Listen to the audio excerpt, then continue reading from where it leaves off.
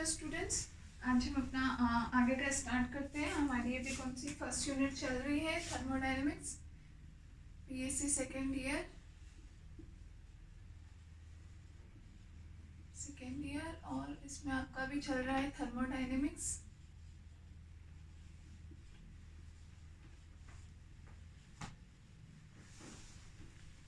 और उसमें हमारी अभी चल रही है फर्स्ट यूनिट, ऑलमोस्ट होने वाली है। कुछ एक टॉपिक और रह रहे हैं, बाकी फर्स्ट यूनिट आपकी लगभग होने वाली है। तो अभी जितने टॉपिक कराए वो सारे आपके फर्स्ट यूनिट के ही कराए हैं, तो उसमें कोई ऐसे सीक्वेंस से करा और वो वाली बात नहीं है। अभी सारा सीक्वेंस ही आपका चल रहा है। आपने जीरोथ लो इसका पढ़ा, फर्स्ट लो पढ़ा, उसके अलावा एक तो क्लासेस में हमने इसका बेसिक लिया था, संतापी, संदापी, समायतनिक, ये सारे प्रक्रम वगैरह क्या होते हैं, इनमें क्या गया कार्य क्या होता है, ये सारी चीज़ें हमने पढ़ी थी। फिर उसके बाद में हमने क्या पढ़ा, उसके बाद एंट्रोपी वगैरह पढ़ा है। अब हम अभी कल से क्या हमारा ये पोटेंशियल पढ़ रहे थे, उससे बीच में हमने कार्नो इंजन पढ़ा, हीट इंजन पढ़ा, जो नॉर्मल जो भाप का इंजन होता है वो पढ़ा है। एक दिन हमने उन पर क्वेश्चंस भी किए। तो पूरा आपका सिस्टमेटिक ही चल रहा है और फर्स्ट यूनिट के ही टॉपिक चल रहे हैं। पहले हमने कार्नो इंजन तक के, वहाँ तक के हमारे कंप्लीट किए, वहाँ तक के मैंने आपको क्वेश्चंस भी करवाए। क्वेश्चन भी वो जो आपके कभी ना कभी एग्जाम में आए हुए हैं। आरयू में मैंने ईयर भी लिखवा दिया, कौन से ईयर में आए हुए हैं वो क्वेश्चन हमने कर लिए। और अब उसके बाद में अब हम इसी के फर्स्ट यूनिट में ही, लेकिन एक दूसरी तरफ, क्योंकि जैसे हम सेकेंड लॉ में आते हैं थर्मोडायनेमिक्स का, जीरो फर्स्ट लॉ तक ठीक है, फिर जैसे सेकेंड लॉ में आते हैं तो एंट्रोपी एक नई चीज़ आ जाती है। उसके बाद में हमें तीन चार क्या जो हम पढ़ रहे थे, उष्मागतिकीय, विभव वगैरह, ये सब कुछ नई नई चीज़ें आ जाती है, तो उनके बारे में हम पढ़ रहे थे। ठीक है ना, तो ये सब आपका पूरा सिस्टमेटिक ही चल रहा है। आप क्लासेस सिस्टमेटिक लो तो सब समझ में आ जाएगा।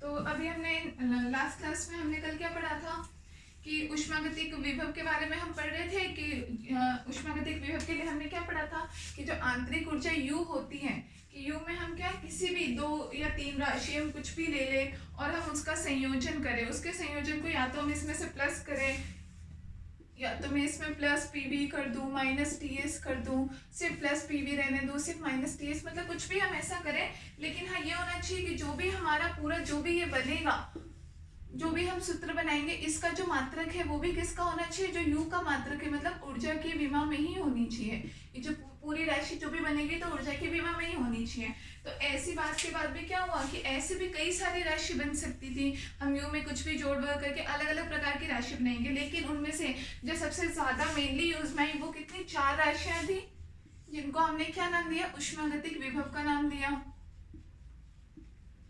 उष्मागतिक विभव। ठीक है, हमने इनको उष्मागतिक विभव कहा कि चार मुख्य प्रकार से चार उष्मागतिक विभव होते हैं और उनके नामों से हमने बताया। पहला तो ये आंतरिक ऊर्जा खुद हो ही जाता है। दूसरे नंबर पे हमने क्या पढ़ी थी, एंथैल्पी पढ़ी थी। ठीक है ना, और उसके बाद में हमें दो और पढ़ने थे, वो कौन कौन से थे, एक तो हेल्महोल्ट्ज मुक्त ऊर्जा और एक गिब्स मुक्त ऊर्जा। ठीक है ना, तो ये चार हमारे उष्मागतिक विभव थे, जिनमें से हमने शुरू के जो दो थे, एक तो आंतरिक ऊर्जा, आंतरिक ऊर्जा पढ़ लिया हमने, और दूसरे नंबर पे हमने एंथैल्पी पढ़ लिया था ना, समझ में आ गया। उनमें कुछ खास समझने जैसा था भी नहीं, आराम से समझ में आ गया होगा। बस हमने नॉर्मली कि इनका क्या, तो इनका सूत्र होता है, उसके बाद में हमने कि इनसे हम और कौन कौन सी चीजें बना सकते हैं, मतलब संदाबी प्रक्रम पे इसका मान क्या होगा, आयतनिक प्रक्रम पे मान क्या होगा, इस तरीके से अलग अलग प्रकार से हमने इनके मान वगैरह निकाल करके देखे थे। ठीक है ना, तो इन दोनों के सूत्र हमने क्या क्या निकाले थे, du बराबर, इसमें हमने क्या आंतरिक ऊर्जा में कितना परिवर्तन होता है और एंथैल्पी में कितना परिवर्तन होता है। तो एंथैल्पी को हम वैसे बोलते भी क्या है, H बराबर U प्लस पीवी। सूत्र लिखे थे हमने पहले दिन कि H बराबर क्या होता है, U प्लस पीवी के बराबर होता है। इसको जब हमने सॉल्व किया था तो हमारे पास U का मान तो हमारे पास क्या आया था, U बराबर TdS प्लस PVD PdV। ठीक है ना, ये तो हमारे पास U का मान आ गया था, और ऐसे हमारे पास एंथैल्पी H का मान भी आ गया था। ठीक है ना, TdS प्लस VdP के बराबर, ये माइनस में आया था, और DH बराबर क्या आ गया था, ये था du, और DH बराबर आ गया था TdS प्लस VdP। तो देखो, आप वैसे सूत्र भी आप बना सकते हो, मतलब एग्जाम में आपको कुछ भी कंफ्यूजन हो, जैसे कि मान लो पहला आपके पास ये सूत्र तो हमारे पास आराम से आ ही जाता है, इसमें तो हमें कोई दिक्कत नहीं है, क्योंकि ये तो हमने कहाँ से लिया था, उष्मागतिकी का प्रथम नियम जो हमने पढ़ा था कि डेल्टा Q बराबर क्या होता है, D you plus delta W के बराबर होता है। हमें यहाँ से डी यू निकालना है, तो डी यू बराबर क्या हो जाएगा, delta Q minus delta W के बराबर। और डेल्टा क्यू को हमने जो उष्मागति का द्वितीय नियम था वहाँ से हमने क्या पढ़ा था, डी एस बराबर डेल्टा क्यू बटे में टी। तो डेल्टा क्यू का मान तो हमने लिख दिया था यहाँ से टी डी एस, और माइनस कार्य को तो हम पी डी भी लिखते हैं। तो ये हमारे पास डी यू का। तो प्रथम वाला आंतरिक ऊर्जा में परिवर्तन, ये तो आपके पास आराम से आते, इसमें तो कुछ भी दिक्कत नहीं हुई थी, ठीक है ना। उसके बाद में दूसरा जो हमने डी एच का मान निकाला था, तो एच बराबर, क्योंकि हम लिखते यू प्लस पी वी है, फिर हम दोनों तरफ आंशिक अवकलज कर दिया था हमने, तो यहाँ से डी एच बराबर तो क्या कहते हैं, डी यू प्लस ये दोनों है मल्टीप्लाई में, तो एक बार एक का आंशिक अवकलज किया, पी एस लिखा, बी का किया तो डीपी, और plus b as it is लिखा, तो इसका हो गया डीपी। और उसके बाद डी यू का यही मान हमने यहाँ रख दिया, तो हमारे पास डी एच की ये समीकरण बन गई। ठीक है, ये दो समझ में आ गए थे। नेक्स्ट तो आगे हमें पढ़ने थे। तो अब उन दोनों को पढ़ने से पहले एक चीज और देखो, इसमें क्या था कि भाई अगले जो दो पढ़े उनकी जरूरत कैसे पड़ी। तो इन दोनों में आप एक चीज इंपॉर्टेंट देखोगे कि इन दोनों में जो एक टर्म आ रहा है वो किसकी, एंट्रोपी की टर्म आ रही है। इसमें भी टीडीएस आ रहा है और इसमें भी टीडीएस आ रहा है, ठीक है ना। मतलब कि U या फिर H का मान निकालने के लिए, मतलब U मतलब आंतरिक ऊर्जा या फिर एंथैल्पी का मान निकालने के लिए आपको एंट्रोपी जो है, आपकी एंट्रोपी में जो भी परिवर्तन है उसका भी आपको क्या मापन करना पड़ेगा। अब ये बात हुई क्योंकि एंट्रोपी जो है, जो हम सामान्यतः जो नॉर्मली हमारी लैब होती है फिजिक्स की, केमिस्ट्री की, जो भी हमारी लैब होती है उसमें हम जैसे कोई भी एक्सपेरिमेंट करते हैं, कोई भी हम मान लो उसमें कुछ भी हम क्रिया कर रहे हैं, कोई हमने सिस्टम बना रखा है, तो उसमें क्या होता है कि एंट्रोपी के मान में परिवर्तन करना क्या होता है, वो थोड़ा मुश्किल होता है, क्योंकि एंट्रोपी में हम नॉर्मली नहीं कर सकते। हाँ, उसका ताप बढ़ाना है, नाप बढ़ाना है, वो हम आराम से कर सकते हैं। फिर टेम्परेचर तो सबसे इजी होता ही होता है, क्योंकि किसी भी लैब में एटलीस्ट आपकी कोई छोटा मोटा बर्नर होता है या फिर गर्म करने का कुछ ना कुछ लगा होता है। तो टेम्परेचर और थर्मामीटर भी होता ही है, जो अपने उस दिन तापमापी पढ़ा था, तो अपन आराम से ताप नाप सकते हैं, ज़्यादा कम अपन कर सकते हैं। लेकिन एंट्रोपी, पहली बात तो अपन एंट्रोपी का मेजरमेंट कैसे करें लैब में। भाई हमारी जो नॉर्मली स्कूल कॉलेज की लैब होती है वो तो इतनी ज़्यादा वैसी नहीं होती है ना, बहुत ज़्यादा हाई प्रोफाइल तो होती नहीं है कि उसमें हमारे सारे इक्विपमेंट होते हो, तो ठीक है ना। तो यहाँ पे एंट्रोपी का मेजरमेंट कैसे करेंगे, दिक्कत आई। तो इसलिए ये हुआ कि भाई एटलीस्ट एंट्रोपी को अगर हम हटा करके भाई हमारे पास दाब में परिवर्तन तो आ ही रहेगा, आयतन में परिवर्तन ये तो हम कर सकते हैं। ये बात हुई कि अगर इसकी जगह एंट्रोपी को हटा के अगर हम ताप में परिवर्तन कर दें, मतलब dt अगर हम ले आए,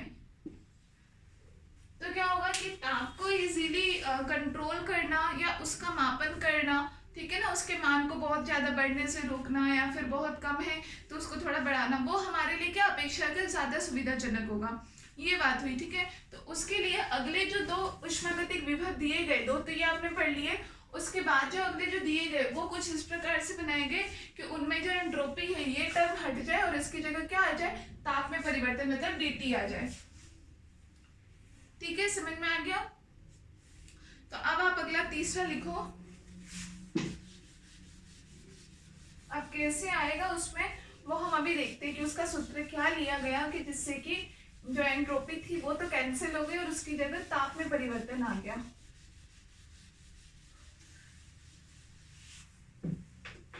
तो हेडिंग डालो तीसरा, है ना। उसके बाद में ये जो मैंने बताया ये आप लोग के आता नहीं है अभी, इसलिए मैंने लिखवाया नहीं, क्योंकि अभी शायद आप लोग ऐसा कोई रीजन नहीं पूछेंगे, अभी एग्जाम में ऐसा कुछ नहीं आएगा कि भाई इन दोनों की जरूरत क्यों पड़ी या फिर एंट्रोपी को इससे क्यों रिप्लेस किया गया, इसकी अभी आपको जरूरत पड़ेगी नहीं, इसलिए मैंने लिखवाया नहीं है। लेकिन मैंने आपको बता दिया है, कोई किसी का स्पेशली इंटरेस्ट हो थर्मोडायनेमिक्स में, जो हर एक चीज को समझना चाह रहा हो, और नहीं भी तो भी एटलीस्ट नॉर्मली भी हमें पता रहे कुछ चीजें, तो उसके लिए ये है कि मैंने आपको बता दिया है, कभी अगर ऐसा हो तो आपके ध्यान में रहेगा, ठीक है ना।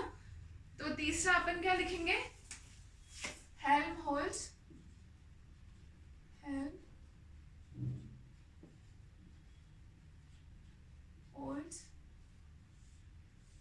मुक्त ऊर्जा।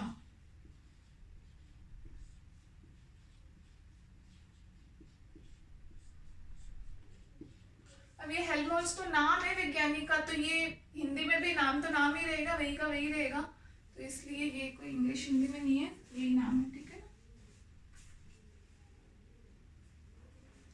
हाँ, तो इसमें लिखो आप लोग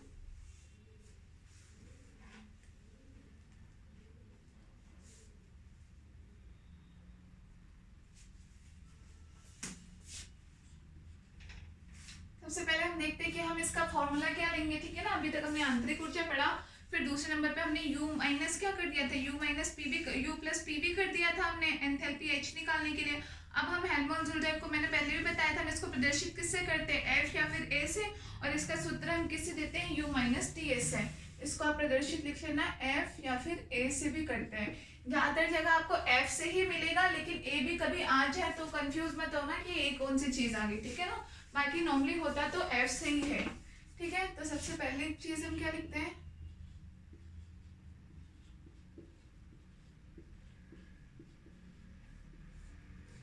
हेल्महोल्ट्ज़ मुक्त ऊर्जा को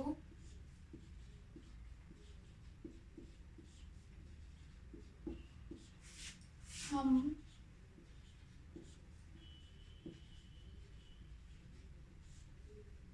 निम्न प्रकार से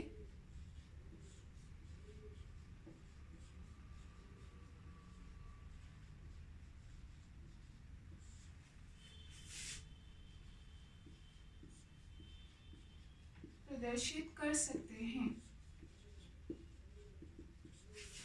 F बराबर U माइनस टी एस,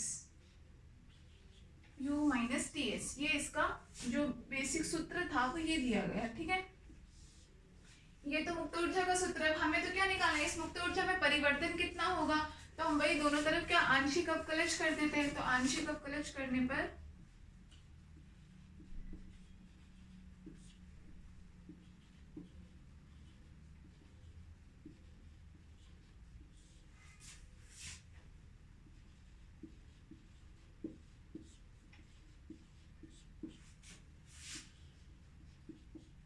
बराबर डी यू माइनस, वही दोनों है मल्टीप्लाई में, तो एक बार टी का करेंगे एक बार एस का भी करेंगे।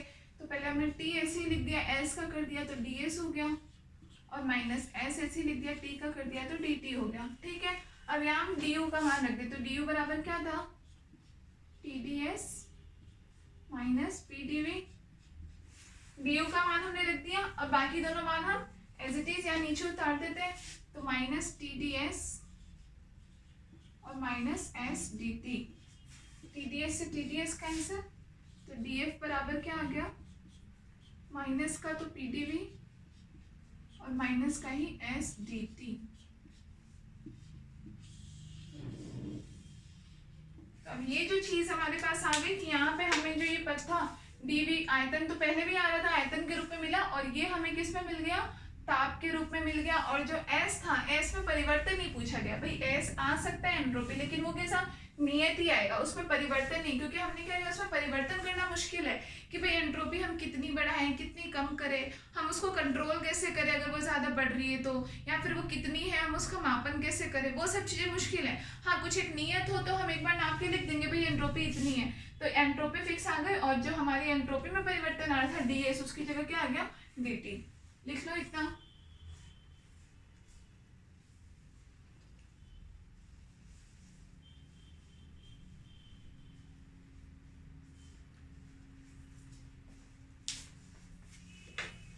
ठीक है, तो यहाँ पे एफ के प्राकृतिक चर क्या आ गए, यहाँ एफ के प्राकृतिक चर, नेचुरल वेरिएबल्स क्या है, जिनमें चर और अचर राशि तो जानते हो ना, चर किसको कहते हैं, जिसमें कुछ चेंज हो सकता है, जिसमें परिवर्तन हो सकता है, और अचर जो कि नियत रहती है, कांस्टेंट रहती है, ठीक है ना। तो चर राशि जिनमें हमने परिवर्तन बता रखा है, तो क्या है, बी तथा टी है।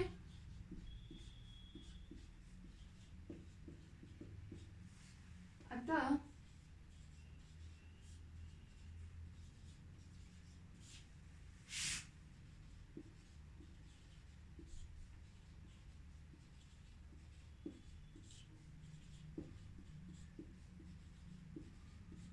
हम क्या लिख सकते हैं, एफ को, एफ किसका फंक्शन हम मान सकते हैं, टी और वी का।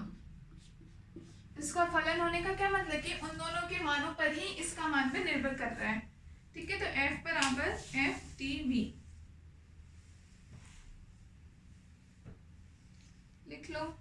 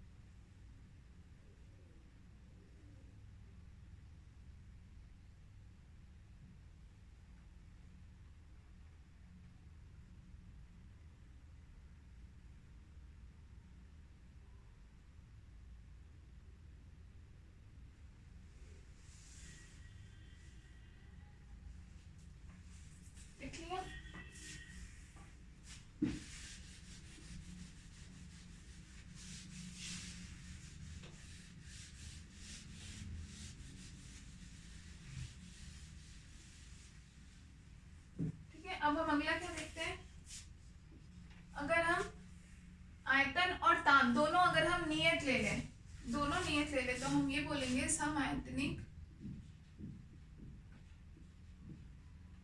या सीधे ऐसे लिख लो,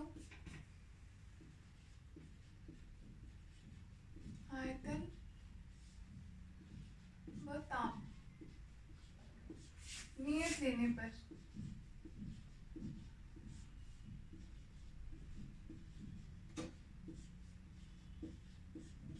दोनों नियत लेने का क्या मतलब है कि आयतन में परिवर्तन शून्य होगा और ताप में परिवर्तन भी शून्य होगा। तो पहले हम ये लिखते हैं P बराबर T बराबर, अगर हम नियत ले रहे हैं कुछ मान, दैट इज dV बराबर dt बराबर 0, कि उसका मान नियत है, इसका मतलब उसमें परिवर्तन 0 है, ठीक है ना। तो इसका मतलब ये दोनों अगर 0 हो जाएंगे तो dF बराबर में कितना हो जाएगा 0। इसका मतलब हम क्या कह सकते हैं कि F बराबर कैसा मिल जाएगा, F में परिवर्तन शून्य है, मतलब F भी कैसा है, नियत है। लिख लो।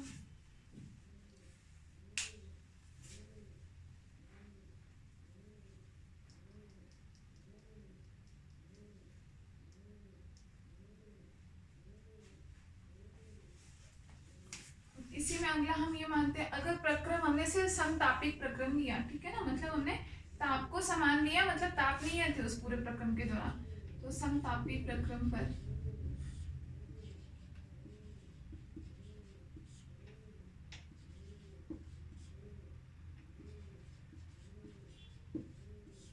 समतापी प्रक्रम के लिए क्या होगा, ताप में परिवर्तन dt कितना हो जाएगा 0, इसका मतलब dF बराबर सिर्फ माइनस pdv के बराबर बचेगा। dF बराबर समतापी प्रक्रम के लिए आप ये लिखो, dt बराबर तो शून्य हो जाएगा ताप में परिवर्तन, अर्थात dF हेल्महोल्ट्ज़ ऊर्जा में परिवर्तन किसके बराबर हो जाएगा, माइनस pdv के बराबर हो जाएगा। अब माइनस pdv एक और किसका सूत्र आपने अभी तक पढ़ा हुआ है, कार्य का, किए गए कार्य का सूत्र माइनस pdv के बराबर दिया था। तो इसका मतलब हम df को इस प्रकार से भी लिख सकते हैं कि किए गए कार्य होगा माइनस p और dv का मान कितना, प्रारंभिक आयतन से लेकर अंतिम आयतन तक, ठीक है। तो एक तरीके से इस दौरान किए गए कार्य को भी प्रदर्शित करता है। अब यहाँ पे df का मान आया ही नेगेटिव है, ठीक है ना। हमने क्या पढ़ा था पहले भी, हमने जब कार्य का फॉर्मूला दिया था, कार्य बराबर हमने क्या लिखा था, pdv के बराबर हमने दिया था, ठीक है ना। तो हमने उसमें क्या बताया था, ये भी v प्रारंभिक से लेकर के v फाइनल तक हमने इसको समाकलन किया। तो हमने ये बोला था कि अगर कार्य में हमने क्या कहा था कि अगर सिस्टम के द्वारा किसी निकाय के द्वारा अपने चारों तरफ या अपने परिवेश पर कार्य किया जाएगा, तब तो कार्य कैसा आएगा, पॉजिटिव, सकारात्मक आएगा। और अगर परिवेश के द्वारा सिस्टम पर कार्य किया जाएगा, निकाय पर कार्य किया जाएगा, तो कार्य कैसा आएगा, नेगेटिव आएगा, ठीक है ना। तो ये मान किसके लिए था, जब ये मान पॉजिटिव था, अब ये मान खुद नेगेटिव आ रहा है। तो इसके लिए आप कैसे देखोगे, जब सिस्टम के द्वारा उसके परिवेश पर कार्य किया जाएगा तब कार्य का मान क्या, पॉजिटिव रहेगा। इसका मतलब यहाँ पे ये मान तब कैसा, नेगेटिव का नेगेटिव चिन्ह जो है ये बना रहेगा, नकारात्मक। और जब परिवेश के द्वारा निकाय पर कार्य किया जाएगा तो कार्य ऋणात्मक हो जाता है, नेगेटिव हो जाता है। तो नेगेटिव नेगेटिव मिलके यहाँ पे कैसा हो जाएगा, पॉजिटिव हो जाएगा, ठीक है ना। मतलब जैसे उसमें होता है बिल्कुल सेम होगा, लेकिन यहाँ पे माइनस चिन्ह का ध्यान रखना कि यहाँ पे माइनस अपने आप इस सूत्र में ही आ रहा है, इसलिए तो यहाँ पे क्या होगा, जब इस निकाय के द्वारा सिस्टम पर कार्य किया, निकाय के द्वारा सॉरी उसके परिवेश पर कार्य किया जाएगा तो कार्य धनात्मक होता है। इसका मतलब इस ऋणात्मक चिन्ह में कोई परिवर्तन नहीं होगा, या नेगेटिव का नेगेटिव रहेगा। और जब सराउंडिंग के द्वारा, परिवेश के द्वारा जब किसी निकाय पर कार्य किया जाएगा तो कार्य ऋणात्मक होता है। ऋणात्मक होने की वजह से ये नेगेटिव तो पहले से ही, एक और नेगेटिव आने की वजह से df बराबर कितना हो जाएगा, पॉजिटिव हो जाएगा, धनात्मक हो जाएगा, ठीक है ना। ये लिख लो इतना।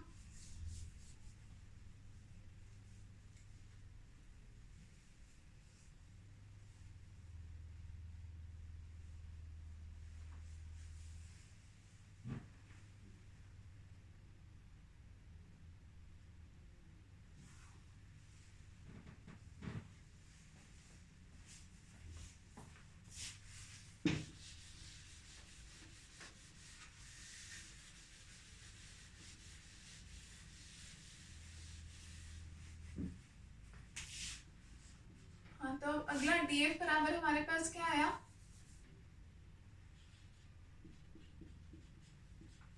माइनस का PdV और माइनस का SdT। ठीक है, ये हमारे पास DF का मान है।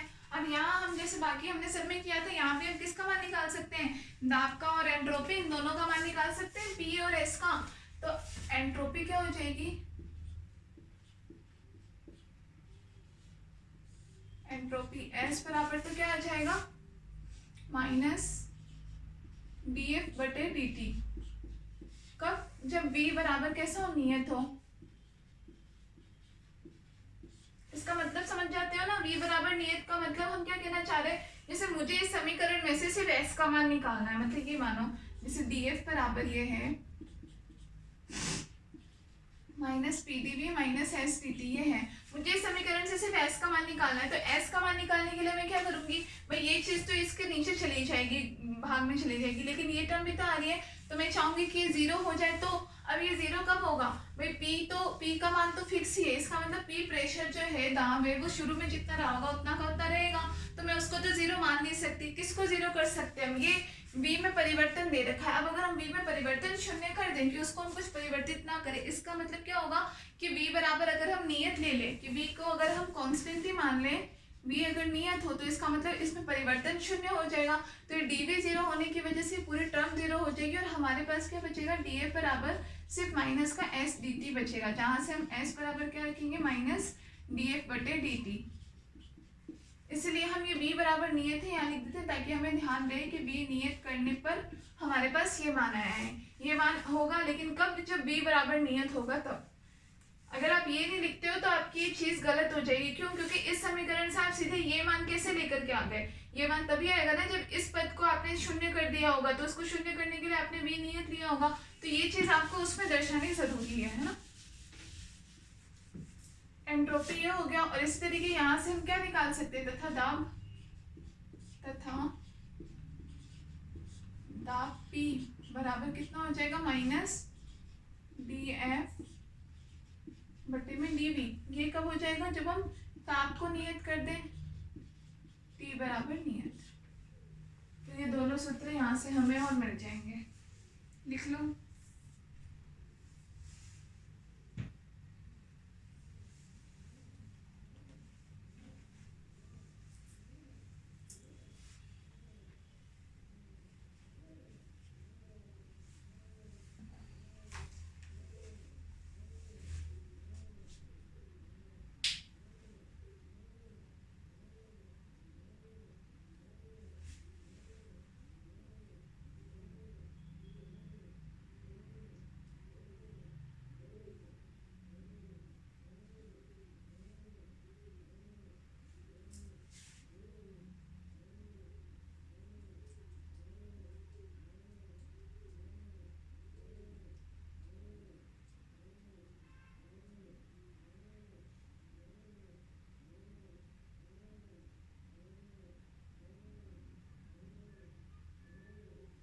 लिख लिया।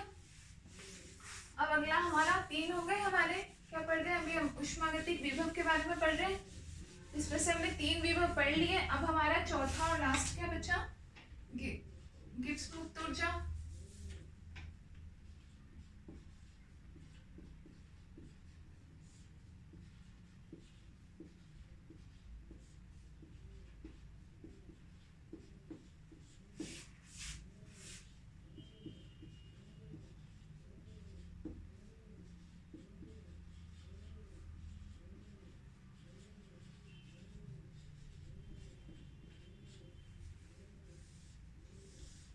गिब्स मुक्त ऊर्जा, ये हमारा चौथा पोटेंशियल, चौथा विभव। ठीक है, तो जी की परिभाषा किस प्रकार से दी गई, जी की परिभाषा हम एच जो भी हमने पढ़ी थी एंथैल्पी, वहां से भी निकाल सकते हैं, और या फिर जो अभी हमने एफ पढ़ा हम यहाँ से भी निकाल सकते हैं। ठीक है ना, तो दोनों रूप में हम कैसे निकाल सकते हैं, देखो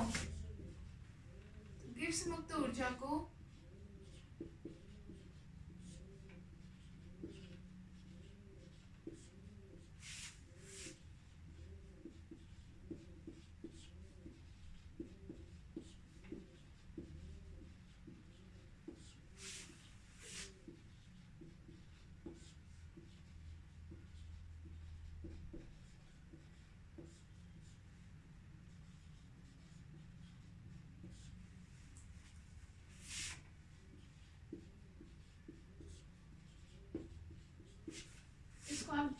प्रदर्शित करते हैं तो जी बराबर या तो आप लिख लो H माइनस टी एस, ठीक है ना, या फिर या जी बराबर एफ के रूप में आप लिखोगे तो हो जाएगा एफ प्लस पी बी।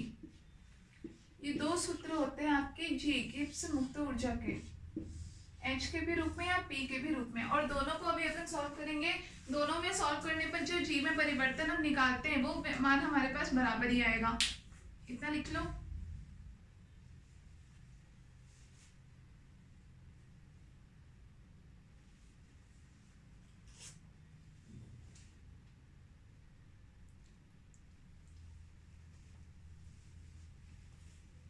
अब जैसे मान लो हमने एफ प्लस पी डी लिखा, हम इससे ही सॉल्व करके बता देते हैं कैसे। तो इसमें परिवर्तन निकालने के लिए हम आंशिक अवकलज लेंगे, तो आंशिक अवकलन करने पर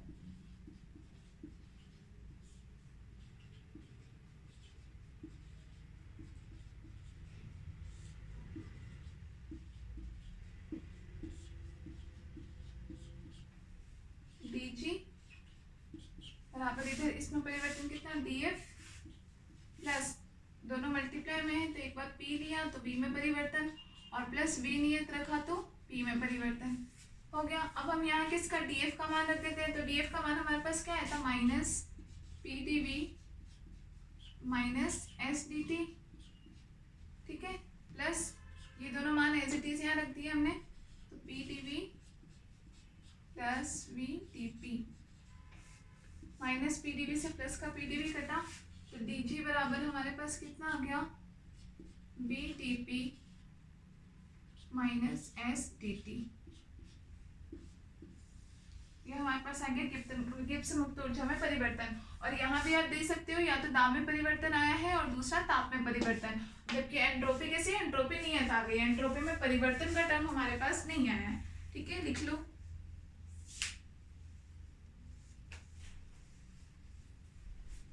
यहाँ से हम क्या लिख सकते हैं, इसके दोनों प्राकृतिक चर क्या हो गए, p और t हो गया, अर्थात g को हम किसका फलन मान सकते हैं, g p और t का, दाब का और ताप का।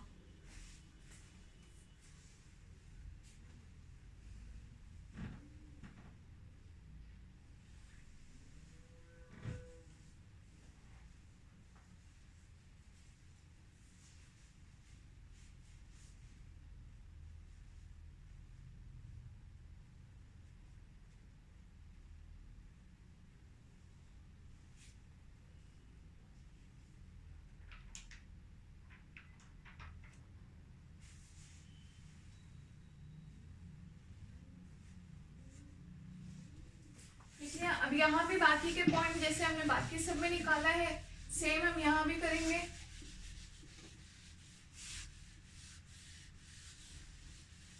देखो dg बराबर g में परिवर्तन हमारे पास आ गया ये।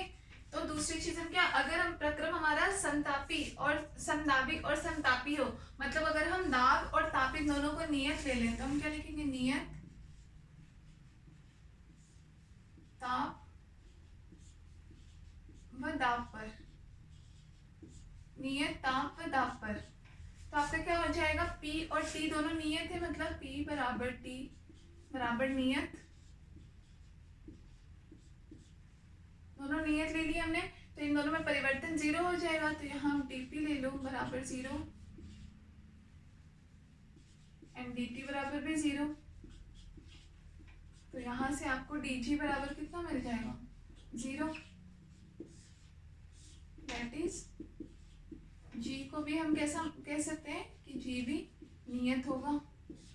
इस स्थिति में g भी कैसा होगा, नियत होगा, ठीक है, ये एक बात हुई। दूसरी चीज,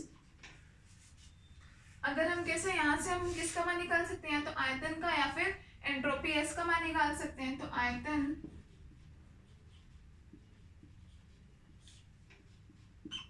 v बराबर हमारे पास क्या निकलेगा, dg बटे dp, किस पे, जब t बराबर हम नियत लेंगे, और एंट्रोपी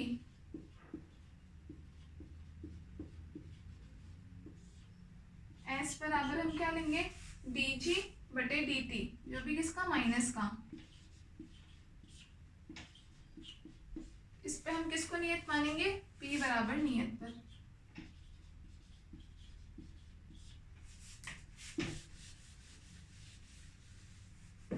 लिख लो।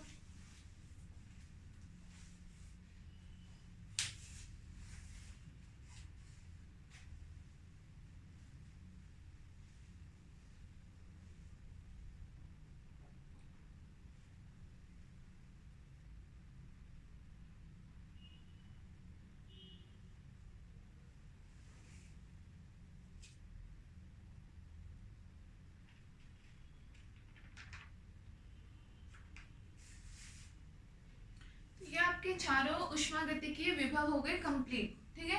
अभी मतलब कंप्लीट यहाँ से, क्योंकि अब हमारे कुछ न्यू टॉपिक्स स्टार्ट होंगे जिनमें हमें ये चारों चीजें यूज में आएंगी। अभी तक इससे पहले तो आपने सिर्फ समतापिक, संदाबिक, समायतनिक ये सब चीजें पढ़ी थी, तो आप पी, वी, टी, आर यही सब पढ़ रहे थे, ठीक है। तो उसके बाद आपका एंट्रोपी आया एक नया टर्म, तो और अब आपके 4 नए टर्म, सॉरी 3 नए टर्म, यू तो आप पहले से जानते ही हो। बाकी के 3 नए टर्म आपके कौन से आ गए? एक तो H आ गया एंथैल्पी, एक आपकी गिब्स मुक्त ऊर्जा G आ गई, और एक आपकी हेल्महोल्ट्ज मुक्त ऊर्जा F आ गई।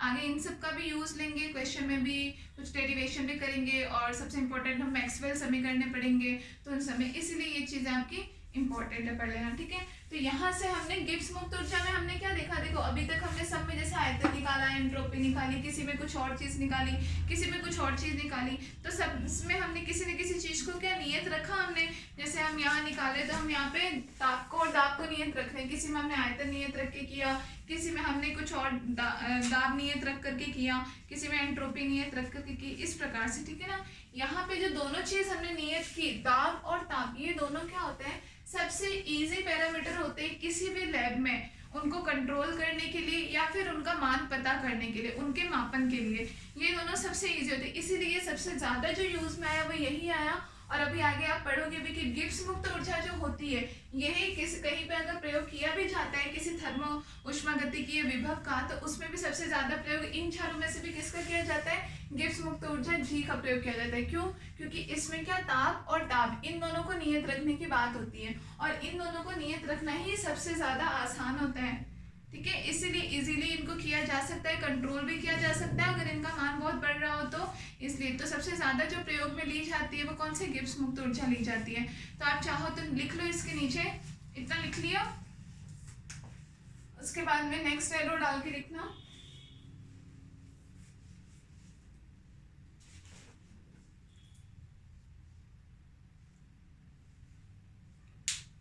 लिखो ताप T, ताप T तथा दाब P, ताप T तथा दाब P को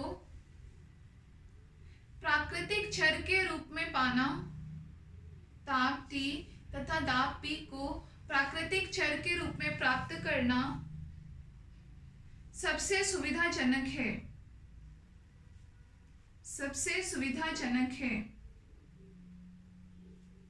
तथा या लिखो क्योंकि, तथा को हटा दो, क्योंकि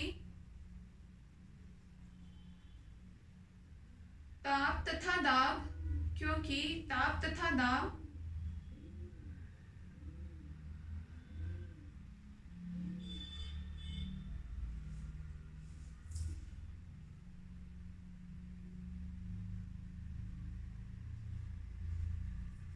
मापन, ताप तथा दाब मापन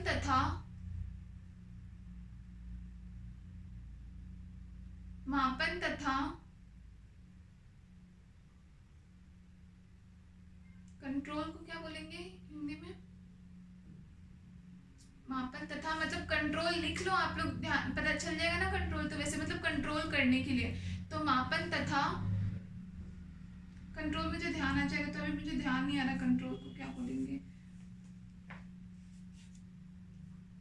लिखो ताप तथा दाब मापन तथा कंट्रोल करने के लिए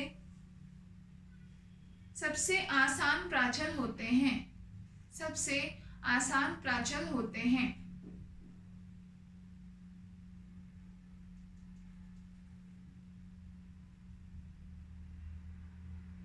ठीक है, कि ये दोनों सबसे ज्यादा इजी होते हैं किसी भी लैब में कंट्रोल करने के लिए या इनका मापन करना हो हमें, तो इसीलिए सबसे ज़्यादा क्या इनका प्रयोग किया जाता है।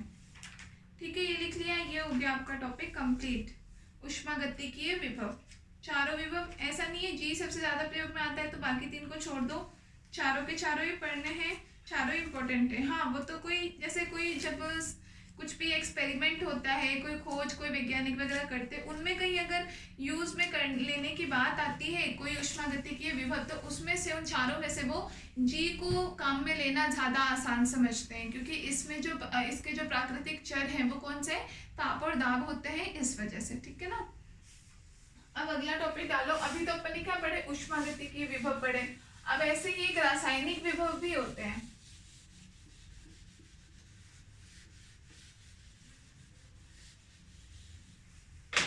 तो नेक्स्ट टॉपिक डालो, रासायनिक विभव।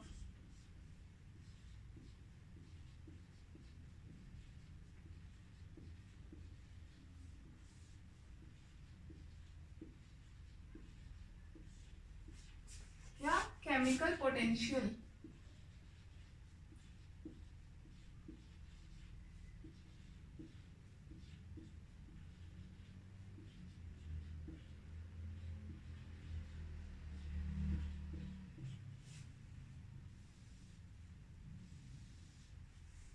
केमिकल पोटेंशियल,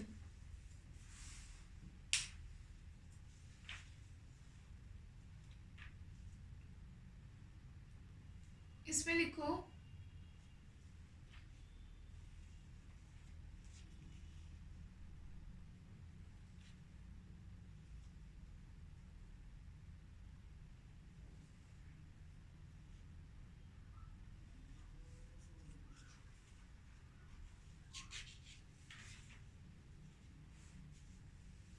यहाँ, यदि किसी प्रावस्था में, यदि किसी प्रावस्था में अणुओं की संख्या के सापेक्ष, अणुओं की संख्या के सापेक्ष कुल गिब्स फलन के, कुल गिब्स फलन के परिवर्तन की दर, परिवर्तन की दर उस प्रावस्था का, उस प्रावस्था का, उस प्रावस्था का प्रति अणु रासायनिक विभव कहलाता है। उस प्रावस्था का प्रति अणु रासायनिक विभव कहलाता है।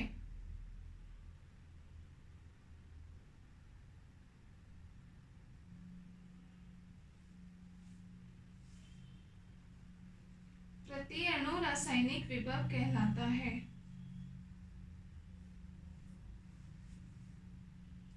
किसी प्रावस्था में अणुओं की संख्या के सापेक्ष कुल गिब्स फलन के परिवर्तन की दर उस प्रावस्था का प्रति अणु रासायनिक विभव कहलाता है। ठीक है ना। जो हमने ऊष्मागतिकी का सबसे पहले जब हमने नियम पढ़ा था, देखो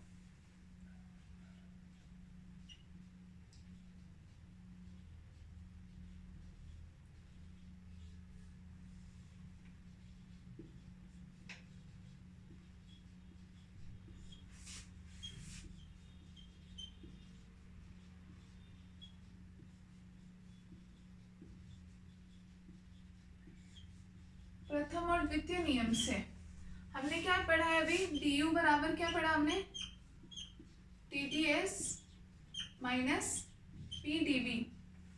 जब आपको ध्यान होगा, जब सबसे पहले हमने ऊष्मागतिकी का प्रथम नियम पढ़ा था, डेल्टा Q बराबर हमने क्या पढ़ा था, du plus del W minus एक और टर्म भी तो हमने पढ़ी थी, du minus del W plus mu into dN। जो हमने कहा था कि ये मोस्टली ये समीकरण क्या उपयोग में आती नहीं है, इसको हम उपयोग में लेते नहीं, लेकिन इसका मतलब क्या होता है, डेल्टा एन का मतलब क्या होता है, कणों की संख्या में परिवर्तन। एन यहाँ पे किसको प्रदर्शित करता है, कणों की संख्या को। तो अभी तक हमने जितनी भी सिस्टम पढ़े थे, जितने भी हमने किसी भी प्रकार का कोई प्रयोग पढ़ा, तो भी वो सारे हमने कैसे पढ़े थे, जिनमें हम कणों की संख्या में कोई परिवर्तन नहीं कर रहे थे। तो तब तक इसीलिए म्यू इंटू डीएन इसका कुछ उपयोग भी नहीं था, क्योंकि डीएन का मतलब यहाँ पे कणों की संख्या में परिवर्तन, तो ये जीरो होने की वजह से हमेशा अभी तक ये टर्म जीरो होती आ रही थी। अब मान लो हम कोई ऐसी अवस्था लेते हैं, हम कोई ऐसा निकाय ले रहे हैं जिसमें हम कणों की संख्या में भी परिवर्तन करेंगे, तो सिंपल सी बात है कि हमें क्या करना पड़ेगा, नियम में परिवर्तन करना पड़ेगा, और अब हमें इस टर्म को भी उपयोग में लेना पड़ेगा। तो इसमें जो म्यू होता है, ये म्यू ही क्या कहलाता है, हमारा रासायनिक विभव। म्यू एक कांस्टेंट है, इसी को हम क्या बोलते हैं, रासायनिक विभव। कांस्टेंट क्या, सॉरी, इसका मान है, म्यू का मान ही, जो अभी आपने जो डेफिनेशन लिखी रासायनिक विभव की, क्या डेफिनेशन लिखी कि किसी प्रावस्था में अणुओं की संख्या के सापेक्ष कुल गिब्स फलन के परिवर्तन की दर उस अवस्था का प्रति अणु रासायनिक विभव कहलाता है। ठीक है ना, तो उसी को हम क्या बोलते हैं, रासायनिक विभव म्यू। इसका सूत्र क्या होता है, डेल्टा जी बटे में डेल्टा एन, डेल्टा जी बटे डेल्टा एन की कणों की संख्या में परिवर्तन के सापेक्ष गिब्स ऊर्जा में कितना परिवर्तन हो रहे हैं, इन दोनों की जो दर है या इन दोनों का जो अनुपात है, वही क्या कहलाता है, रासायनिक विभव। तो ये अभी हम बाद में पढ़ेंगे इसमें क्या है। ठीक है, देखो यहाँ तक हम कैसे आते हैं, तो सबसे पहले हमने पढ़ा कि ऊष्मागतिकी के प्रथम द्वितीय नियम से, तो हमने ये पढ़ा है टीडीएस माइनस पीडीवी बराबर किसके बराबर पढ़ा हमने, डीयू के बराबर। अब जैसे अगर हम कणों की संख्या में परिवर्तन करेंगे कुछ, तो लिखो कणों की संख्या में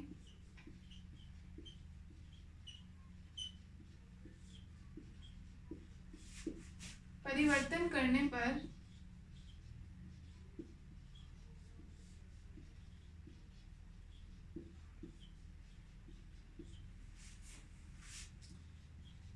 इसको समीकरण 1 मान लो, तो समीकरण 1 में आवश्यक परिवर्तन करने होंगे।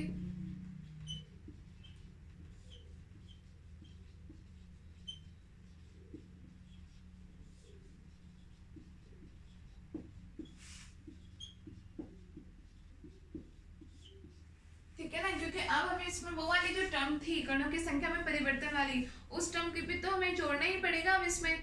ठीक है ना, तो अब हम क्या लिखते हैं, म्यू बराबर, म्यू को हम लिखते हैं किस प्रकार से है, तो आप लिखो अतः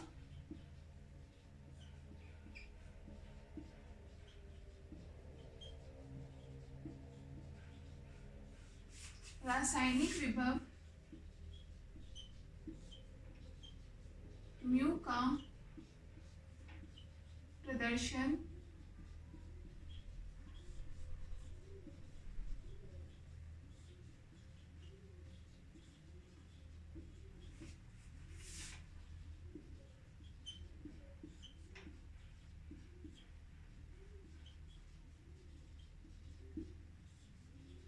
निम्न रूप में किया जा सकता है, म्यू बराबर। अब यहाँ पे आप ये मानो कि यहाँ पे म्यू इंटू डीएन वाले टर्म भी है, जब हम उसके कणों की संख्या में क्या परिवर्तन कर रहे हैं, तो हम तब ये मानेंगे कि अगर हमारा आयतन हमने नियत मान लिया और एंट्रोपी नियत मान ली, तो म्यू बराबर कितना बचेगा, डीयू बटे में डीएन,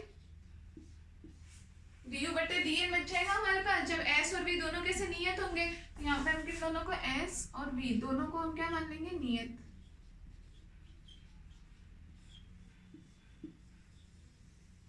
तो ये म्यू की पहली परिभाषा ये दी गई। म्यू किसके लिए हम बता रहे हैं, म्यू रासायनिक विभव को, रासायनिक विभव को हम किससे प्रदर्शित कर रहे हैं, म्यू से। वो किस रूप में आया कि जब हमने कणों की संख्या में परिवर्तन किया। अभी तक तो हम ऊष्मागतिकी का जो प्रथम द्वितीय नियम से हम डीयू का मान यही पढ़ रहे थे, लेकिन अब जैसे आए तो यहाँ पे प्लस म्यू इंटू डीएन, ये एक टर्म और जुड़ जाएगी। जैसे ही कणों की संख्या में परिवर्तन जोड़ेंगे, तो हम अगर एस और वी को नियत करेंगे, तो यहाँ से म्यू का मान क्या आ जाएगा, डीयू बटे में डेल्टा एन। लिख लो पहले इतना।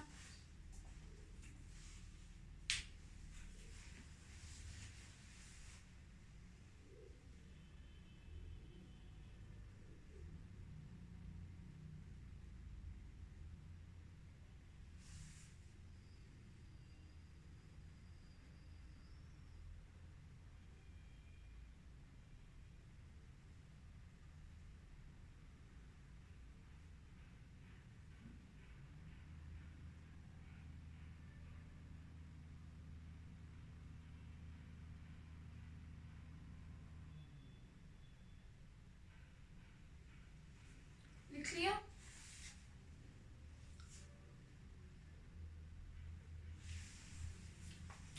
आगे लिखो, नेक्स्ट टेलो देख के लिखो, इसमें लिखो यद्यपि, यद्यपि, अब फिर से यहाँ पे किसको नियत रखने की बात आ गई, एंट्रोपी को नियत रखने की बात। अभी हमने पीछे भी पढ़ा था रासायन ऊष्मागतिक विभव में कि एंट्रोपी को नियत रखना लैब में वो थोड़ा मुश्किल काम होता है। तो हम क्या चाहते हैं कि हम कोई ऐसा प्रक्रम ले ले जिसमें हमें एंट्रोपी को कुछ चेंज नहीं करना पड़ रहा हो, ठीक है ना, वो मतलब नियत का नियत रहे, उसको हमें कंट्रोल कुछ भी ना करना पड़े। तो हम उसकी जगह जैसे आयतन या ताप के रूप में ले लें, दाब और ताप के रूप में ले लें, किसी भी और जो हमें ज्यादा सुविधाजनक रहे उसके लिए, ठीक है ना। तो इसमें लिखो यद्यपि एंट्रोपी एस तथा आयतन V, यद्यपि एंट्रोपी एस तथा आयतन V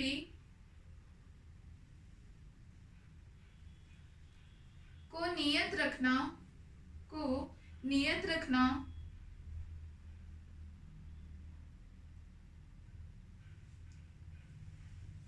कठिन कार्य है, कठिन कार्य है। एंट्रोपी एस तथा आयतन V को नियत रखना कठिन कार्य है। अतः यह अधिक सुविधाजनक होगा, अतः यह अधिक सुविधाजनक होगा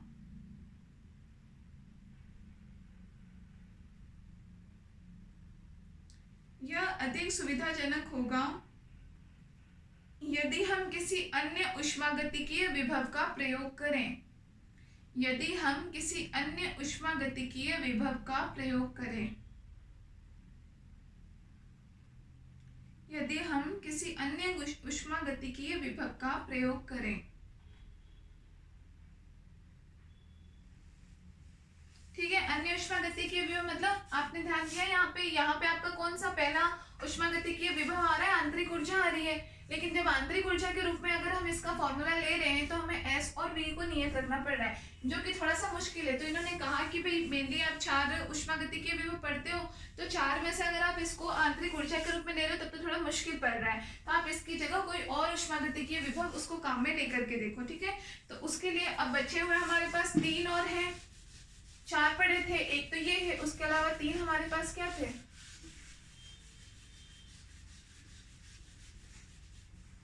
अभी जो एरो लिखा आपने उसी में लिखना। आपने क्या लिखा लास्ट में कि इसका मतलब ये अधिक सुविधाजनक है कि हम किसी अन्य ऊष्मागतिकीय विभव का प्रयोग कर ले।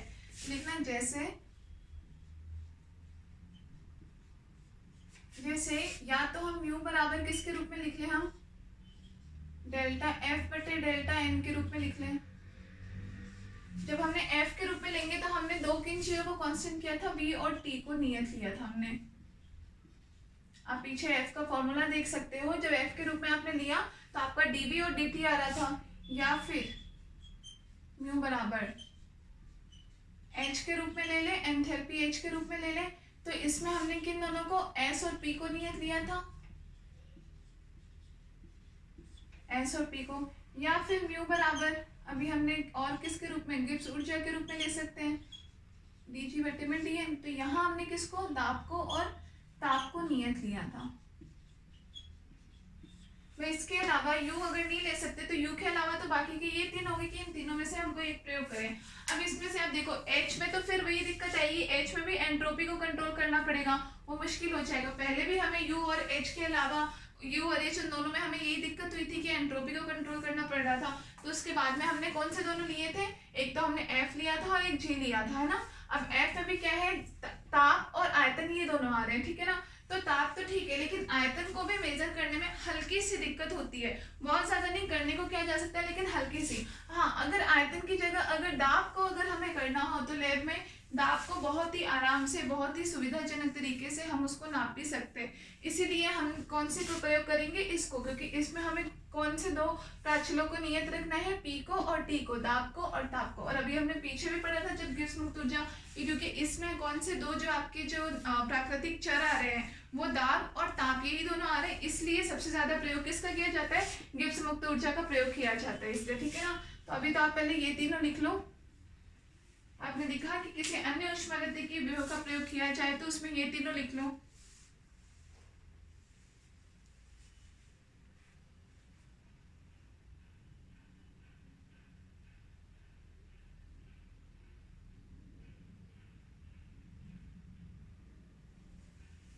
ठीक है, लिख लिया।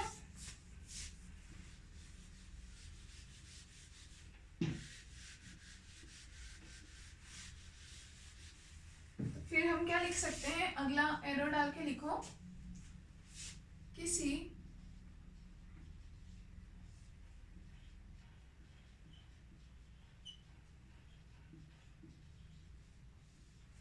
रासायनिक प्रक्रम के लिए, किसी रासायनिक प्रक्रम के लिए दाब तथा ताप का प्रतिबंध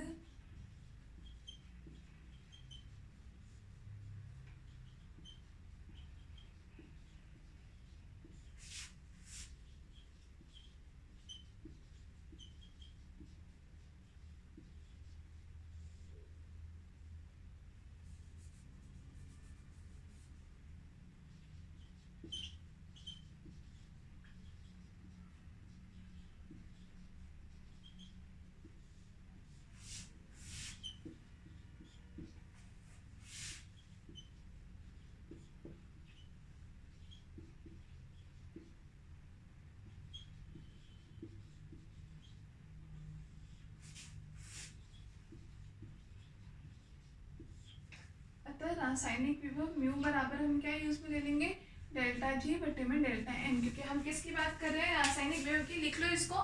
तो कोई रासायनिक प्रक्रम, रासायनिक विभव, क्योंकि सिंपल सी बात है, रासायनिक प्रक्रम के लिए प्रयोग में आएगा, और किसी रासायनिक प्रक्रम के लिए दाब और ताप का जो अगर हम प्रतिबंध लगाएं तो वो ज्यादा सुविधाजनक है, इसीलिए म्यू बराबर डेल्टा जी बटे डेल्टा एन, इसको हम प्रयोग करेंगे। ठीक है,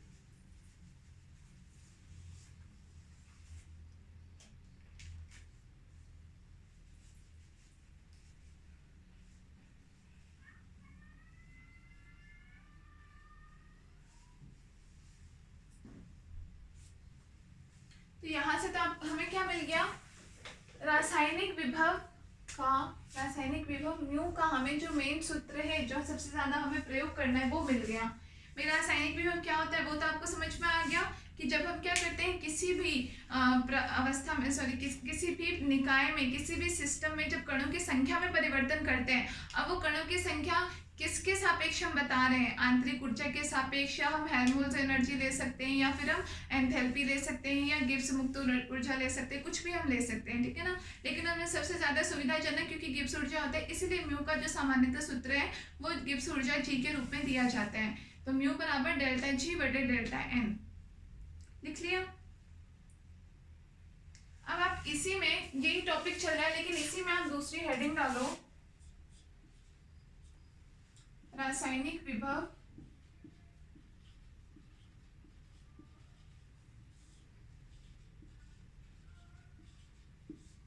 तथा प्रावस्था परिवर्तन।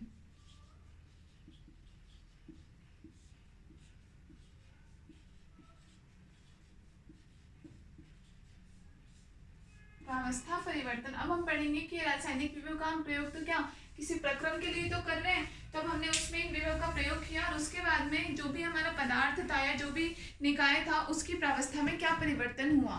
ठीक है ना, इसमें लिखो, माना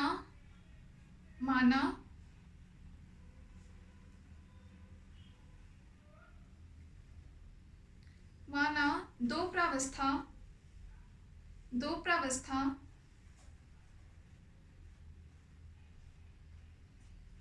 फर्स्ट और सेकेंड मान लो, कुछ भी, दो प्रावस्था, फर्स्ट तथा सेकेंड, दो प्रावस्था फर्स्ट तथा सेकेंड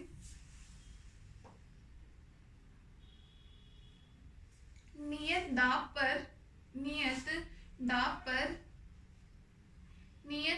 पर साम्यावस्था में है, नियत दाब पर साम्यावस्था में है, नियत दाब पर साम्यावस्था में है। ब्रैकेट में लिखो नियत दाब का प्रतिबंध एक पिस्टन के द्वारा पिस्टन होता है ना, ऊपर से जिस किसी पे दाब लगाते हैं, तो इसको हिंदी में भी पिस्टन ही बोलते हैं, तो आप पिस्टन ही लिख लो, पिस्टन। वैसे ये वर्ड इंग्लिश का ही है, PISTON, ठीक है, तो दोनों ही लिख लो। तो नियत दाब का जो प्रतिबंध है एक पिस्टन के द्वारा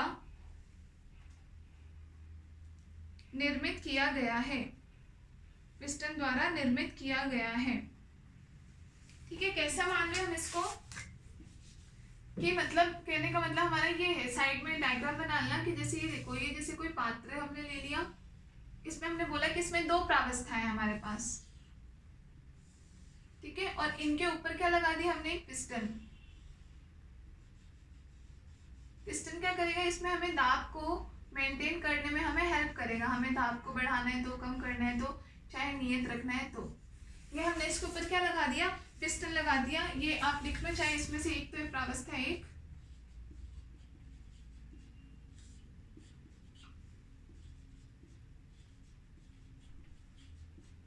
और ये प्रावस्था सेकंड, ठीक है ना। ये बना लेना साइड में कि ये दोनों प्रावस्थाएं हैं, किसी एक ही निकाय के अंदर हैं, और इन दोनों को कैसे, जब दाब हमने नियत रखा तो उस पर इन दोनों प्रावस्थाओं को साम्यावस्था में रखा गया है।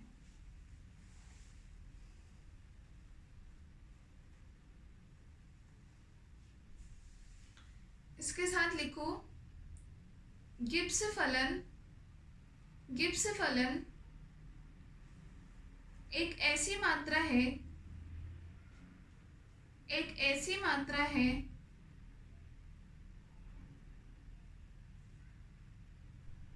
जो जो किसी निकाय के, जो किसी निकाय के नियत दाब तथा ताप पर, नियत दाब तथा ताप पर न्यूनतम हो जाती है, न्यूनतम हो जाती है। गिब्स फलन की बात कर रहे हैं, ये एक अलग से ही लाइन हमने लिखी हुई है। अगर मैं इसका ताप और दाब उन दोनों को अगर मैं नियत रख दूं तो जो गिब्स फलन जी है उसका मान भी कैसा हो जाएगा, बिल्कुल न्यूनतम के बराबर हो जाता है, ठीक है ना। तो गिब्स फलन एक ऐसी मात्रा है जो कि किसी निकाय के नियत दाब तथा ताप पर न्यूनतम हो जाती है।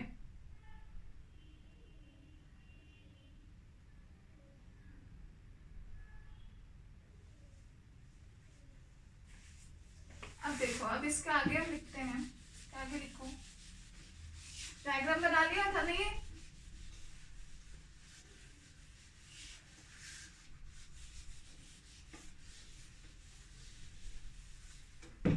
ठीक है। तो इस हम यहाँ से क्या निकालना चाह रहे हैं, मतलब उसकी प्रावस्था में क्या परिवर्तन हो रहा है, तो उस समय पे उसकी गिब्स ऊर्जा फलन जो है वो कैसा रहेगा, या उसके दाब में क्या परिवर्तन होगा, वो हम निकाल रहे हैं, ठीक है। तो हम क्या लिखते हैं यहाँ पे, गिब्स ऊर्जा के अवकलज रूप से, गिब्स फलन के, गिब्स फलन के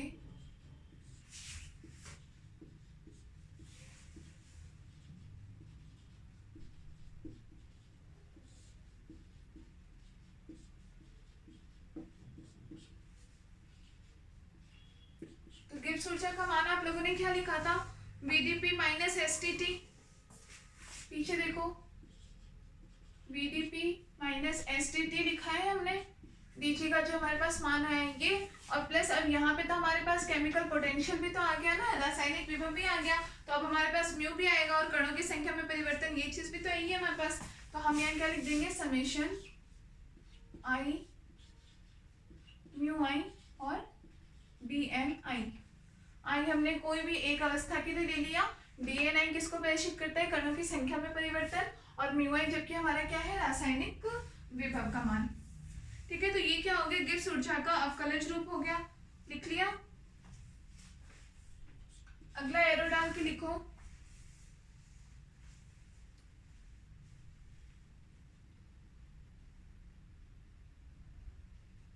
अगला एरो डाल के लिखो,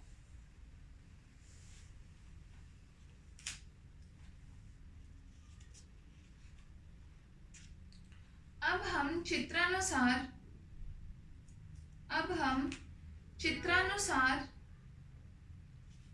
एक ऐसी अवस्था की कल्पना करते हैं, एक ऐसी स्थिति की, एक ऐसी स्थिति की कल्पना करते हैं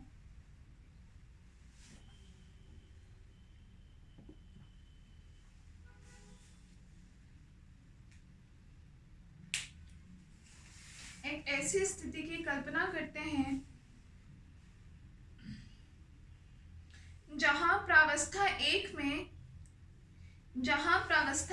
में कैपिटल N1 पार्टिकल हमने मान लिए। जो प्रावस्था एक हमने पढ़ी थी उसमें हमने कितने पार्टिकल मान लिए कि कैपिटल N1 पार्टिकल हैं, कण हैं। तो अब हम एक ऐसी स्थिति की कल्पना करते हैं जहां प्रावस्था एक में N1 कण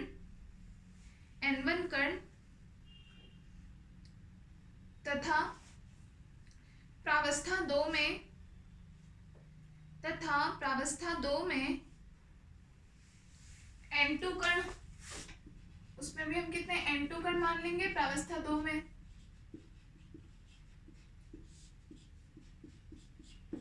प्रावस्था दो में N2 कण साम्यावस्था में है।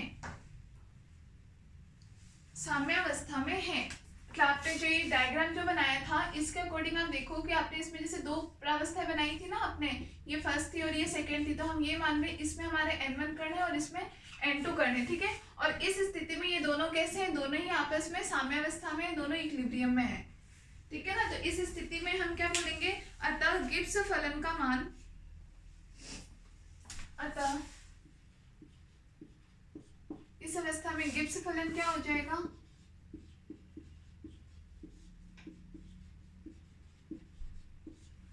जी बराबर, अभी हमें इनका एक तरीके से एक नियत मान ले रहे हैं क्योंकि N1 N2 अभी हमने फिक्स बताया है, अभी इन कणों की संख्या में कोई परिवर्तन नहीं कर रहे हैं, तो जी का मान भी क्या हो जाएगा म्यू बटे एन, ठीक है ना। यहाँ पे अभी डी म्यू बटे डी एन में नहीं आएगा, म्यू बराबर या फिर डी जी बटे डी एन आता था, वो मान यहाँ पे नहीं आएगा, क्यों, क्योंकि वो कब था जब कणों की संख्या में परिवर्तन। अभी हमने क्या अवस्था मानी कि इसमें N1 है फिक्स है, इसमें N2 है फिक्स है, तो इस अवस्था में जैसे आप यहाँ से देख लो म्यू बराबर आपने क्या पढ़ा था जी बटे एन,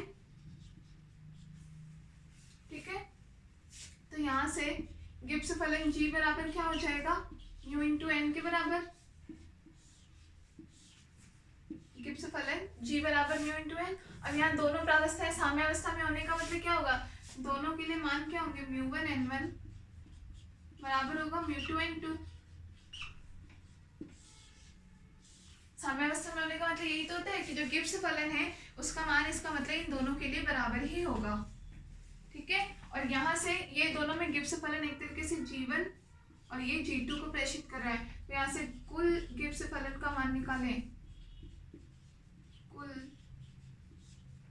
गिब्स फलन, तो कुल को आप GT से प्रेषित करो, GT बराबर कितना हो जाएगा mu one N one plus mu two N two, ये हो गया आपका कुल गिब्स फलन का मान आ जाएगा इन दोनों प्रावस्थाओं के लिए, लिख लो।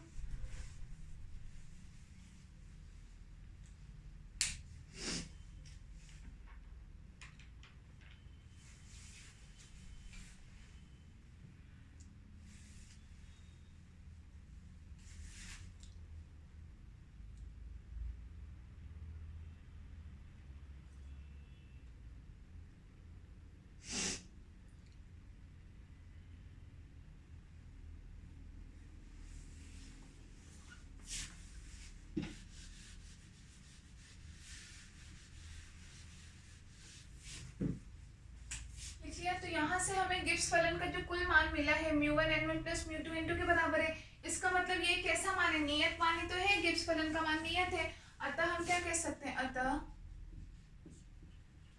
साम्यावस्था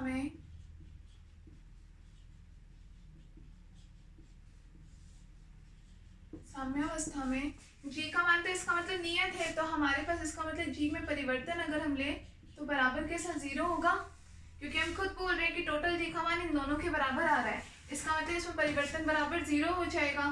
तो अगर हम इस समीकरण से इसको आप कोई समीकरण 1 नाम दे दो, तो समीकरण 1 से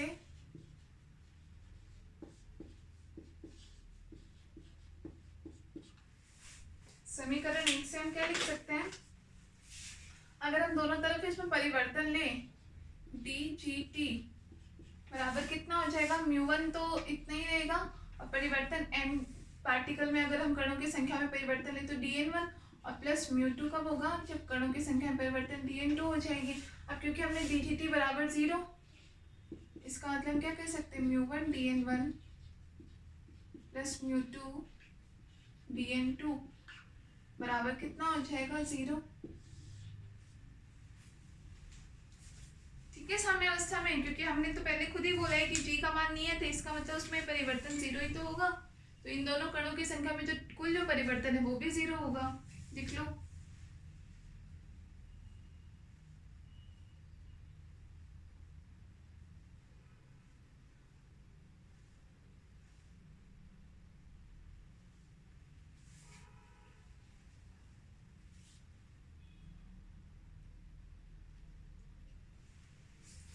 लिख लिया। अब अगला पॉइंट डालकर लिखो, यदि हम प्रावस्था 1 के कणों की संख्या में वृद्धि करते हैं, प्रावस्था 1 के कणों की संख्या में वृद्धि करते हैं तथा प्रावस्था 2 के कणों की संख्या में उतनी ही कमी करते हैं। मतलब जितने हमने इसमें नंबर ऑफ पार्टिकल बढ़ाए, जितने इसमें कणों की संख्या बढ़ाएंगे उतनी इसमें कम कर देंगे, क्योंकि हमें कुल जो कणों की संख्या है वो हमें उतनी ही चाहिए। तो अगर एक तरफ हम 10 संख्या बढ़ा दे रहे हो तो दूसरी तरफ 10 कम कर दो, ताकि टोटल जो आपके पास कणों की संख्या उतनी की उतनी रहे। ठीक है, तो यदि हम प्रावस्था 1 के कणों की संख्या में वृद्धि करते हैं तथा प्रावस्था 2 के कणों की संख्या में समान रूप से कमी करते हैं, तो हम क्या लिख सकते हैं, हमने क्या बोला कि जो कणों की संख्या n है, तो कुल कणों की संख्या n बराबर किसके बराबर, n1 प्लस n2 के बराबर हम लिख सकते हैं। प्रावस्था 1 में कणों की संख्या, दूसरे में कणों की संख्या, ठीक है ना। और इस n को हम कैसा बता रहे हैं कि ये नियत है, कि ये समान रहेगा, कि हम एक में कणों की संख्या बढ़ा दे तो दूसरे में उतनी ही कम कर दे, ताकि जो कुल कणों की संख्या है वो कैसी हमारे पास नियत रह जाए। तो अगर हम यहाँ पे dn ले बराबर क्या लिख सकते हैं, dn1 प्लस dn2, तो कुल कणों की संख्या तो नियत है, इसका मतलब dn बराबर 0 हो जाएगा, जबकि dn1 और dn2 1 और 2 के कणों की संख्या में तो हम परिवर्तन कर रहे हैं, मतलब ये इतना रहेगा dn1 प्लस dn2। तो यहाँ से हमारे पास dn1 बराबर कितना आ जाएगा, माइनस dn2 के बराबर लिख सकते हैं हम। मतलब माइनस यहाँ पे क्या बता रहा है कि अगर आप प्रावस्था 1 के कणों की संख्या में वृद्धि की तो दूसरे में उतनी ही कमी हो गई। माइनस मतलब कमी हुई है, लेकिन दोनों के बीच में बराबर का साइन क्या बता रहा है कि वो चीज बराबर हुई है, जितनी इधर वृद्धि हुई है उतनी ही इसमें कमी हुई है। ठीक है, समझ में आ गया ना, दोनों बराबर हैं, दोनों चीजें, दोनों में कमी या वृद्धि जो भी इनमें अंतर हुआ है, अंतर बराबर, मात्रा दोनों की बराबर है, लेकिन एक तरफ वृद्धि हुई है और इसमें कमी हुई है, तो ये माइनस साइन जो है इस कमी को दर्शा रहा है। लिख लो।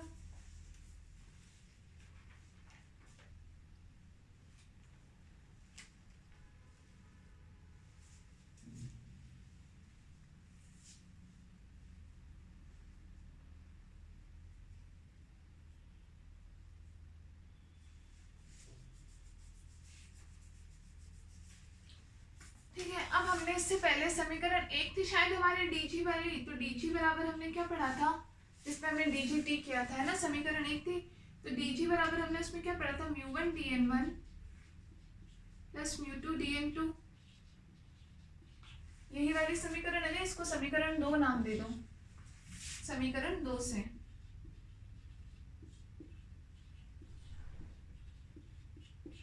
ठीक है, समीकरण 2 से। तो हमने यहाँ पे क्या बताया था कि साम्यावस्था में g का कुल मान तो टोटल के बराबर था μ1 n1 प्लस μ2 n2, इसका मतलब g में परिवर्तन 0 बताया था, तो g में परिवर्तन तो था हमारा 0, जैसा हमने यहाँ पे लिखा है। ठीक है ना, अब μ1 dn1, तो dn1 बराबर माइनस dn2 के बराबर है, तो ये मान में यहाँ रख दूँ तो कितना हो जाएगा, μ1 dn2 और प्लस μ2 dn2।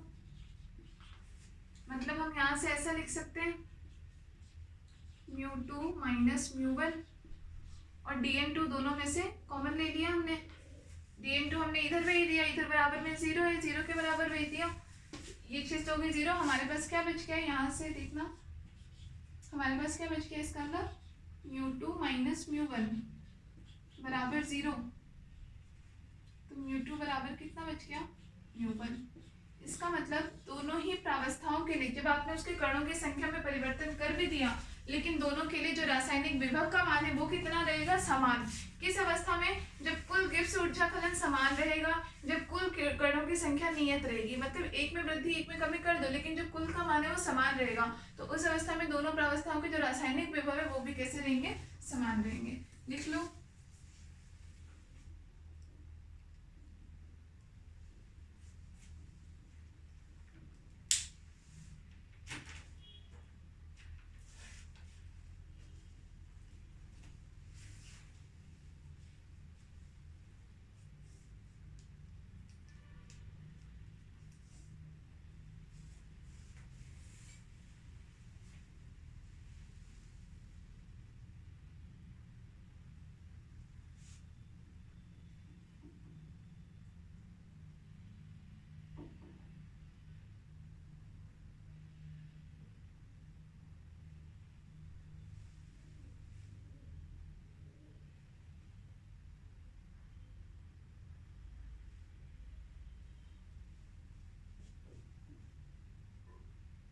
लिख लिया।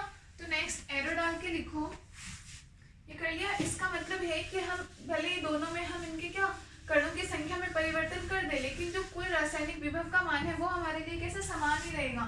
तो नेक्स्ट एरो डाल करके लिखो उसमें, अतः अवस्था साम्यावस्था में, अतः प्रावस्था साम्यावस्था में,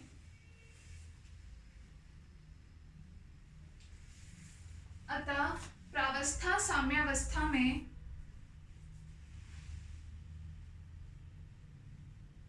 प्रत्येक सह अस्तित्व अवस्था की, प्रत्येक सह अस्तित्व अवस्था, सह अस्तित्व अवस्था की, कोएग्जिस्टिंग जिसको बोलते हैं ना, कोएग्जिस्टिंग, जब दोनों चीजें एक साथ एग्जिस्ट करती है, ठीक है। अतः प्रत्येक अवस्था प्रावस्था साम्यावस्था में प्रत्येक सह अस्तित्व अवस्था के रासायनिक विभव का मान समान होता है, रासायनिक विभव का मान समान होता है।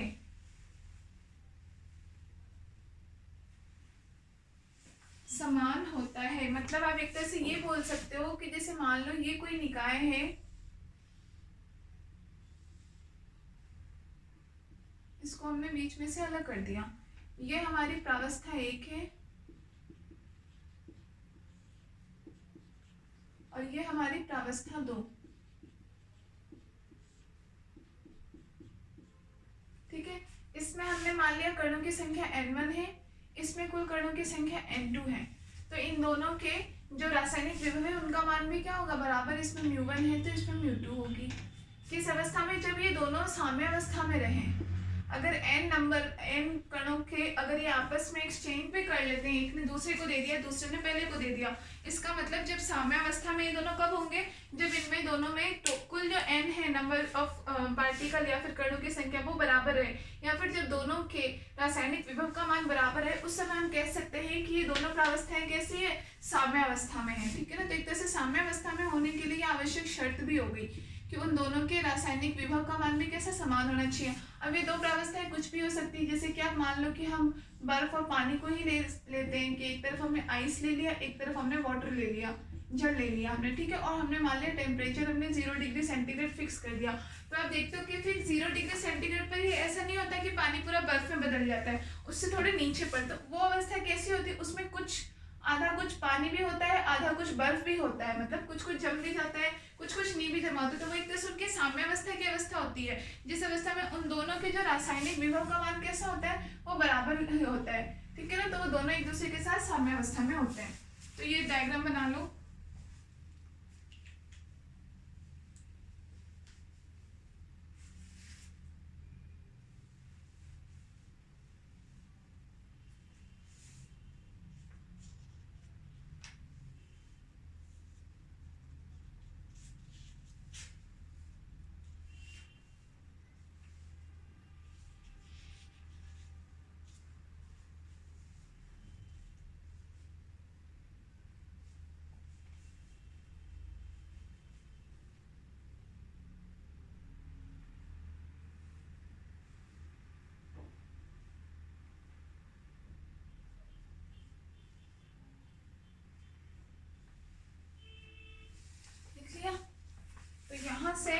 अगर हम रासायनिक विभव के लिए अगर हम कोई ग्राफ बनाएं तो ग्राफ किसके बीच में हम बनाएंगे, क्योंकि रासायनिक विभव का सूत्र हमने किससे दिया, dG/dN से दिया, ठीक है ना। म्यू बराबर हमने क्या बोला, dG/dN के बराबर बोला,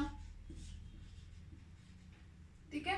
और वो भी किसके लिए हमने बोला, जब हमने ताप और ताप इन दोनों को जब हमने नियत रखा, क्योंकि हमने जी यूज में इसलिए लिया था क्योंकि इस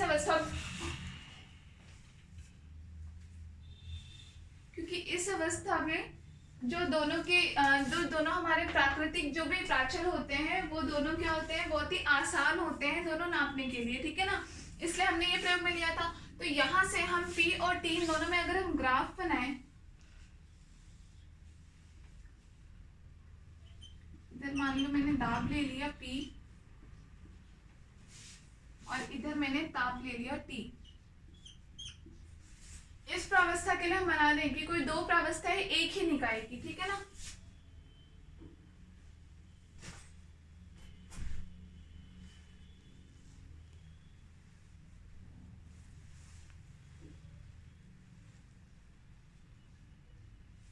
तो इन दोनों के बीच में जो वक्र आएगा वो कुछ इस तरीके का आएगा,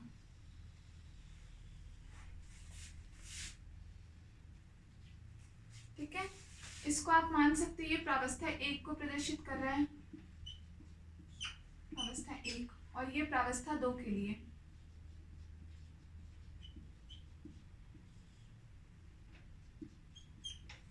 ये जो हमारे पास लाइन आती है ये किस पे आती है, ताप नियत पे, T बराबर जब नियत है। इसको ही हम क्या बोलते हैं, अभी जो हमने कहा था सह अस्तित्व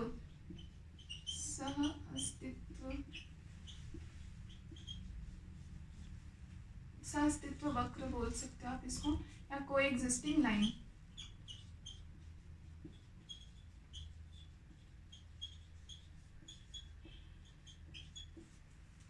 ठीक है। अब इसमें इतनी जो दूरी है ये तो क्या प्रदर्शित कर रहा है, ये किसी एक ताप मान लो T ताप पर है और ये हमारे पास T प्लस डेल्टा T ताप पर है, तो ये दोनों के बीच में ताप का अंतर मतलब डेल्टा T प्रदर्शित कर रहा है। और इसी तरीके से अगर हम ये दूरी ले तो ये किस पे, डेल्टा P मतलब दाब में अंतर को प्रदर्शित कर रहा है। तो ये बीच में दोनों के बीच में एक साम्यावस्था की लाइन होती है। इस लाइन पर हमारा क्या होता है कि यहाँ पे μ1 बराबर μ2 और G1 बराबर G2, μ1 बराबर μ2 होगा इस स्थित कोएग्जिस्टिंग वक्र पे, कि ये दोनों साम्यावस्था में, मतलब इसके दोनों तरफ दो अलग अलग प्रावस्थाएं हम बता रहे हैं, लेकिन ये दोनों प्रावस्थाएं साम्यावस्था में कब होगी, जब इन दोनों के लिए μ1 बराबर μ2 और G1 बराबर G2 हो। इसे बना लो।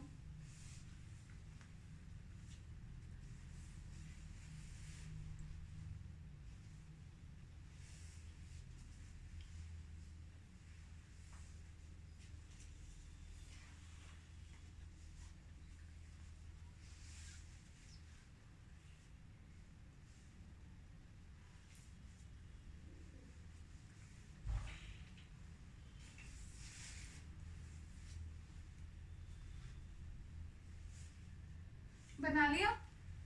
इसमें लिखो, यदि किसी पदार्थ के लिए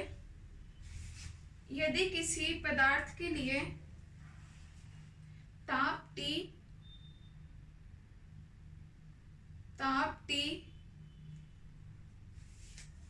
व दाब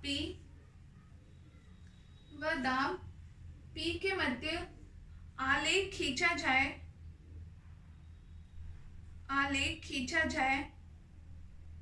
जब गिब्स फलन प्रति अणु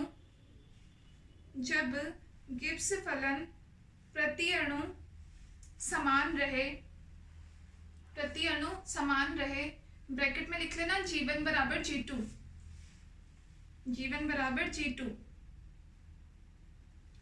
तो यह आलेख प्रावस्था संतुलन वक्र कहलाता है। प्रावस्था संतुलन वक्र, ये जो आलेख है ये इन दोनों प्रावस्थाओं के मध्य कैसे संतुलन को बताता है, एक तरह से साम्यावस्था को बताता है, जिस अवस्था पे इन दोनों के लिए G1 बराबर G2 दोनों के गिब्स फलन का मान समान हो जाता है। तो यह आलेख प्रावस्था संतुलन वक्र कहलाता है। तो यह आपका रासायनिक विभव हो गया कंप्लीट। ऊष्मागतिकीय विभव चारों पढ़ लिए और उसके बाद में हमने रासायनिक विभव आपके चारों पढ़ लिए। अब उसके बाद हमारा नेक्स्ट टॉपिक आएगा क्लैसियस क्लैपिरॉन इक्वेशन। इसी के बेस पे एक साइंटिस्ट ने इक्वेशन दी थी, वो हम पढ़ेंगे नेक्स्ट क्लास में। अभी के लिए इतना ही।